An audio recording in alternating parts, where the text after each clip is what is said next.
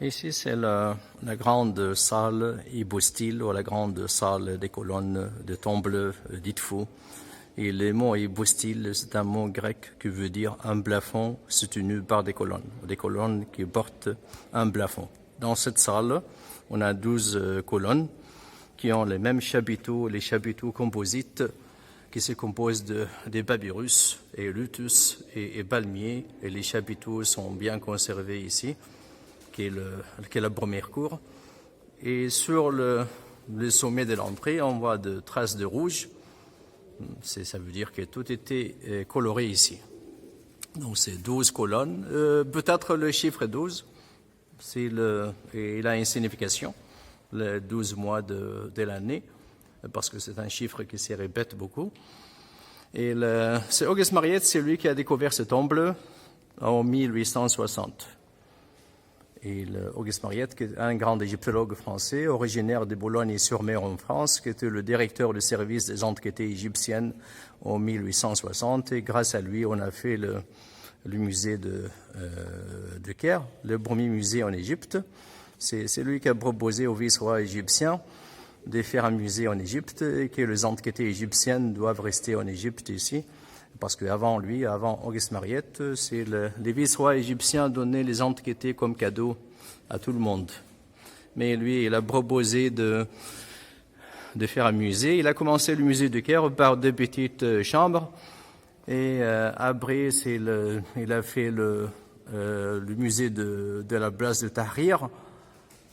Et il a commencé la collection des premiers musées par des bijoux qui étaient offerts comme cadeau par le vice-roi égyptien à l'impératrice française Eugénie. C'est le vice-roi égyptien. Il était un admirateur de l'impératrice Eugénie, qui était très belle. Et à l'occasion d'inaugurer le canal de Suez, il y avait une grande cérémonie. Le vice-roi égyptien, il a invité des rois, des princes et des princesses des pays européens, des pays arabes pour assister à la cérémonie. Il a invité l'impératrice Eugénie. Il a fait même volontairement une route goudronnée qui penche un peu, afin que quand elle est assise dans la voiture à côté de lui, elle s'approche de lui. Et à la fin des cérémonies, il a offert les bijoux de maman de Khéops qui datent de 2700 comme cadeau à l'impératrice Eugénie. Mais quand il a commencé le musée de Caire, il disait qu'on doit commencer par nous-mêmes. Donc il discutait avec l'impératrice Eugénie gentiment, et elle était gentille, elle a accepté de rendre les bijoux. Il a commencé la collection de ses musées avec ses bijoux. Il était un grand amateur de l'Égypte. Et même avant sa mort, il demandait à sa famille de lui enterrer en Égypte. Donc c'est Auguste Mariette, il a fait un sarcophage en granit pour lui, qui a été mis dans le jardin du musée de Caire.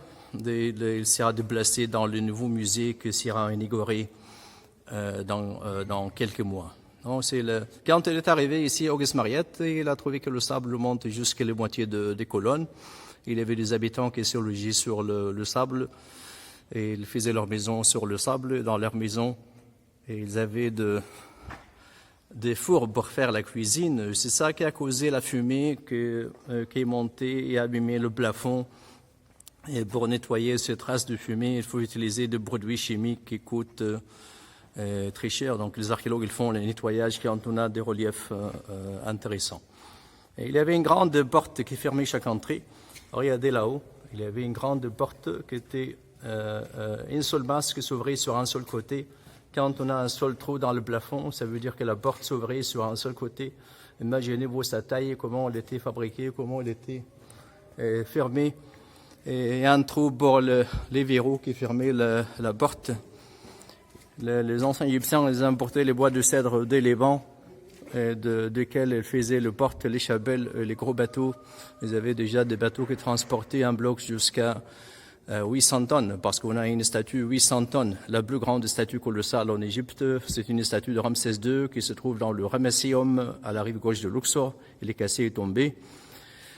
On a la base, c'est 5 mètres sur 10 mètres, et le buste de la statue, et la largeur de la poitrine de Ramsès II, c'est 7 mètres, et on a les mains, la longueur de l'index, c'est 1 mètre. Et les archéologues disent que la statue était en 2 blocs, et la